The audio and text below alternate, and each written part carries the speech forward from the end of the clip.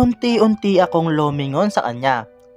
Kahit nakahils ako, hanggang liig niya lang ang eye level ko. Siyempre, hindi naman ako matangkad tulad ni Corinne. Pumihit ako para harapin siya. Napapikit ako sa sobrang bangong naamoy ko galing sa katawan niya. Pinilig ko ang ulo ko para matauhan ako at nagsimulang hanapin ang dulo ng tip measure. Tatayo lang ba ako dito? Sabay lahad niya sa dalawang braso niya. Hindi, Wade. Pwede ring habang sinusukatan kita, hahalikan mo yung leeg ko. At dahil sa mahalay kong pag-iisip, pumula yung pisngi ko. Nakita kong tinikom niya ang bibig niya kahit na mukhang may sasabihin pa dapat siya. Nataranta ako sa paglalagay ng thumb ko sa dulo ng balikat niya. Nanginginig kasi ako tuwing nakikitang nasa harap ko yung heat-inducing abs niya. Pag tinititigan mo, hindi mo mamamalayang nakaawang na pala ang bibig mo at tumutulo na yung laway mo. Akala ko makakatakas na ako sa mainit niyang katawan, gayong nasa likod niya na ako. But damn, I was so wrong. Kahit yung muscles niya sa likod, nakakapang-init. Yung tipong likod pa lang, puputok na yung garter ng underwear mo. May gulay. Pagiwang-giwang ang sulat kamay ko sa notebook. Yung batok naman ngayon hanggang lower back. Nakita kong nilagutok niya na naman ang liig niya. Tumingala siya at naghintay sa susunod kong gagawin. Humarap ka, Wade. Sabi ko. Dahan-dahan siyang humarap nang nakabahagi ang dalawang binti niya. Ngumuso ako at pinunasan ng pawis sa noo. Kaya ko ito. Tinapos ko yung mga kukunin sa upper extremities, like yung sa may kilikili, sa wrist, sa braso, sa leeg, hanggang sa lower abdominal muscles. That abs. Hindi ako pwedeng mapatungangan na lang bigla dito kasi pinapanood niya ako sa ginagawa ko, kaya iniwasan ko ang pagtitig doon. Napansin ko yung tattoo niya sa lower clavicle. Kung siguro binik yung suot niyang t-shirt, makikita ang dulo ng tatong ito. Curly lines lang naman. 3 word curly lines na hindi ko alam kung ano. Nice tats. Sabi ko at lumuhod sa harap niya para sukatan naman ang pants niya. Una kong kinuha yung sa hips, tapos sa gilid, tapos sa tuhod, tapos yung malapit sa paa. At nang nakarating na ako doon sa ibaba ng belly button niya, nanginig palalo ang kamay ko. Inalog ko ang kamay ko para mapigilan sa panginginig. Marahan kong ibinaon yung thumb ko sa gitna ng bilay niya. Bumibilis na ang pintig ng puso ko at paghinga ko. Gusto kong tumingala para tignan kung anong reaksyon niya, pero baka mahimatay ako. Dahan-dahan kong ipinasok sa gitna ng hita niya yung tape measure. Napalunok ako at bigla niyang itinulak yung nakabaon kong thumb pababa. Napatayo ako nang nanglalaki ang mga mata. I freaking felt his sting. Wade, bakit mo ginawa yon? Normal lang ang mukha niya at mukha pa itong nag-iisip. Bumaling siya sa akin nang seryoso ang mukha.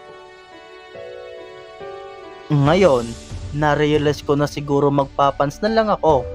Hindi ko naman talaga kailangang maging formal sa event na yon. Kaya yung suit lang sa taas. Okay rin ah. Kung makautos to, parang bumili lang ng siomai. Okay. Napatingin ako sa gitna ng mga hita niya at napalunok. Naglakad siya papuntang bar ng kanyang kondo at kumuha ng ballpen. Sumandal siya doon at sinulyapan ako. Magkano? Pinisil-pisil niya ang labi niya. Walang hiya. Ako lang ba yung naapektuhan dito? Nakakaya tuloy. Kahit ano, kahit magkano. Kumunot ang noo niya at binitawan ng ballpen. Ganyan ka ba sa mga kliyente mo? Ano? Sinabi mong kahit ano? Paano kung sabihin ko sa yung gusto kitang dalhin sa kwarto at ipambayad ko na lang ang sarili ko sa'yo? Ha? Di ba ikaw yung makaka-benefits kung ikama mo ako? Kaya malulugi ako. Kinagat ko agad ang labi ko nang narealize kung ano yung sinabi ko. Ngumisi siyang may dalang pagtaas ng isang kamay. My goodness, that hot smile. Mas lalo niyang pinisil-pisil ang lower lip niya. Yumuko ako sa kahihiyan. Hindi ka malulugi kasi ikaw naman ang dadalhin ko sa langit. Humalakhak siya. Mas lalo akong yumuko. Nag-iwas siya ng tingin nang bumaling ako sa kanya. Mukhang masakit ang ulo niya kasi pinipisil-pisil niya ito. Napatalon ako nang may naramdaman akong malambot sa paa ko. Tumindig ang balahibo ko and I'm sure isa iyon sa monster na napanood ko sa isang sikat na horror movie. Sa isang iglap, nawala si Wade sa mundo ko dahil sa nangyari. Ah! Sigaw ko at agad kong tinungtong ang paa ko sa sofa. Damn! Wagas na hangover ito sa isang horror movie. Tumakbo si Wade malapit sa akin at seryosong tinawag ang isang blonde hand sa paanan ko. Nakatayo na ako ngayon sa sofa sa sobrang takot at bigla. Carmilla! Napaupo ako sa sofa sa taranta at sa utos ni Wade. Bumaling ako kay Wade nang di pa rin kumakalma. Akala ko kung ano na. Pwede palang magdala ng aso dito. Celebrity privilege rin na. Humango ako. Ang angas nito. Pero hindi pa rin ako makarecover sa aso ngayon ay nakaupo na sa paanan ng sofa. Kulo-kulubot yung mukha niya at malaki siya. Mukha naman siyang maamo. Sana din na lang siya nag-grant ng entrance. Carmilla, go to your room. What? Ngumuso si Wade nang nakita ang ekspresyon ko. Pero bago ko pa siya matanong tungkol sa sinabi niya, ay nakita kong naglalakad na yung aso papunta sa isang kwarto. You name that dog, Carmilla? Sabay turo ko sa magandang aso. Humalakhak siya. Stupid! Evil as hell. Ganda niya no? Ni Carmilla. He chuckled again. Binaba ko ang paa ko at inayos ang sarili ko. Nabadtrip ako doon na. Akalain nyo? Well, hindi naman sa nag-a-assume ako na pinangalan niya yun dahil sa galit niya sa akin. Pero nag-a-assume na talaga ako. Kaya lang, hindi ko siya pinapabreed. Naiinis ako tuwing ganon. Sabi niya, samantalang umiinom ng isang likor sa kinuhang baso niya. Mas lalo akong nainis sa sinabi niya. Anong ibig niyang sabihin doon? Parang nakakapangit-ngit yung ihambing ka sa aso ah. Parang nakakababa. You son of... Inis kong sigaw. Alam kong bitter ka, pero wag mo nga akong bastusin ng ganito. Kinapa ko yung mga gamit ko at inisa-isa ang pagliligpit. Wala akong pakialam kung basta-basta ko nalang nilagay yung mga gamit ko sa bag ko. Humakbang siya papunta sa akin. Seryoso na ngayon ang ekspresyon niya. I know what he's thinking. He wants revenge. His revenge. Alam kong nasaktan ko siya, pero hindi solusyon ang pananakit din sa akin ngayon. Hinawakan niya ang bag ko. Gusto ko siyang hambalusin ng bag ko, pero hindi ko nagawa. Nanghihina ako tuwing nararamdaman ko ang init ng katawan niya. He's right. I'm awake. Especially when I'm around him. Ano ngayon kung bitter ako sa'yo? Ano ngayon kung hanggang ngayon galit ako? Ano ngayon na rin ah? Binawi ko ang bag ko. Sa bawat salita niya, nakikita ko yung dimple. See? You're still in love with me. You care too much about me. Na halos mamatay ka na dahil hindi ka makapaniwalang nasaktan kita. Yes, I'm still lost in love with you. Hinila niya ako sa katawan niya. Nagpumiglas ako kaya nabitawan ko ang bag ko at natapon ang mga nasa loob.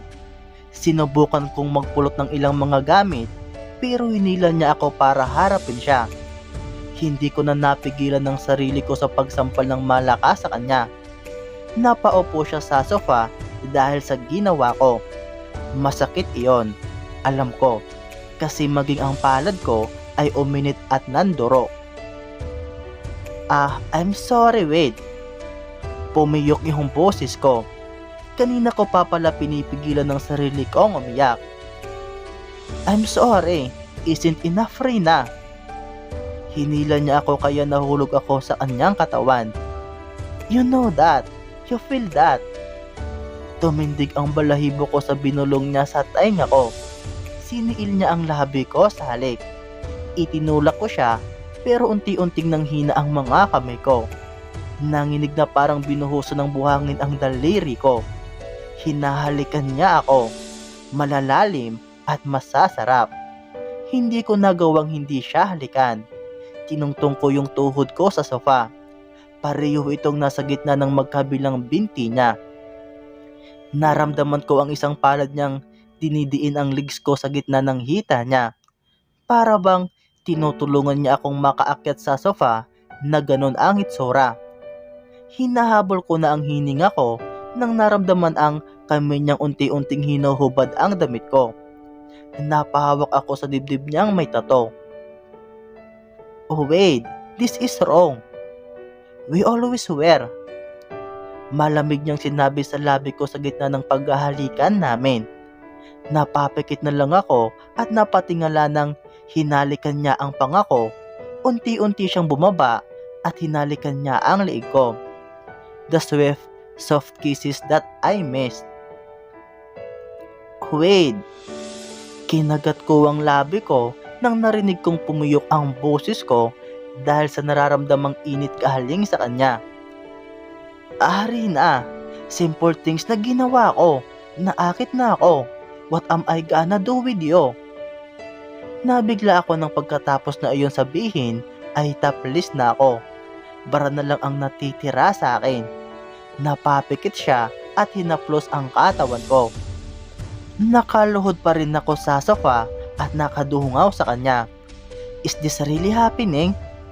Kani-kanina lang galit ako sa kanya at siya rin sa akin. Pero ngayon, anong nangyayari? Pumikit siya at nilagay niya ang dalawang kamay sa magkabilang baywang ko. Ikaw lang talaga ang makakapagpabaliw sa akin ng ganito. Bulong niya sa tiyan ko. Unti-unti niyang binuksan ang zipper ng shorts ko. Madali niya itong hinubad at nagsimula siya sa paghalik sa akin malapit doon. Hinila niya ako kaya napasandal ako sa katawan niyang mainit. Yung isang kamay niya ay hinahaplos na ang baywang ko at ang isa naman ay nasa chin ko at naging guide patungo sa labi niya. Nanlaki ang mga mata ko nang naramdaman ko ang kamay niya sa gitna ng mga hita ko. My goodness! Nandoon na sa spot. I can't believe it. Tumigil siya sa paghalik at ngumisi. Uminit ang pisngi ko. Bakit? My gosh! Baguhan. Ito ang unang pagkakataon na nagustuhan ko ang pagiging baguhan mo. Kumunot ang noo ko pero bago pa ako makapagsalita ay siniil na ako ng halik.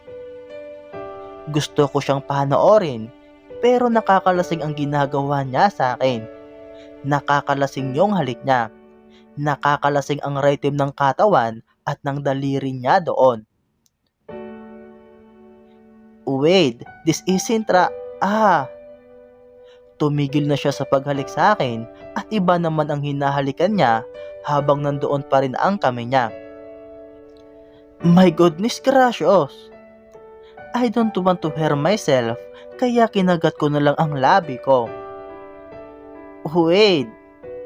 Yes, Rina, sa akin ka lang. Hanggang ngayon, akin ka pa rin. Pinaghirapan kita, kaya sisiguraduhin kong sa akin ang bagsak mo. Nalaglag na yung shorts ko sa sahig, pero may sapatos pa rin ako. Hiniga niya ako sa tabi niya at bumangon siya. agad niyang binuksan yung kanyang pants. My gosh, gagawin ba talaga namin ito? Am I going to give my virginity to him? Bakit? Sino pa ba? Wala naman akong ibang minahal. Siya lang. Tanging siya lang. At hindi ko alam kung kaya ko ba talaga siyang kalimutan. Gayong 4 na taon akong nawala at wala pa rin nangyari. Dahan-dahan niya akong hinalikan. Nakasandal sa sofa ang isang kamay niya at ang isang kamay naman niya ay nasa gitna ng mga hita ko. Sa akin ang bagsak mo. Sa akin pa rin, Reyna. Yan ang itatak mo sa utak mo. Halos mapasigaw ako kahit dahan-dahan niyang ipinasok yung kanya. Kinagat ko yung kamay ko at napapikit ang mariin. Wait, parang may napunit. Sabi ko. Pumiyok na naman ako sa dulo ng boses ko. Hinalikan niya ang noo ko. Huwag kang mag-alala. Saka na ang hard, Reyna. Napamura siya sa unang paglabas-pasok niya. Napapikit ako. Hindi ako makapagsalita sa hapde. Now, let's hope that you are fertile. Sabay dahan-dahan niyang paglabas-pasok at pagtulak sa katawan ko. What?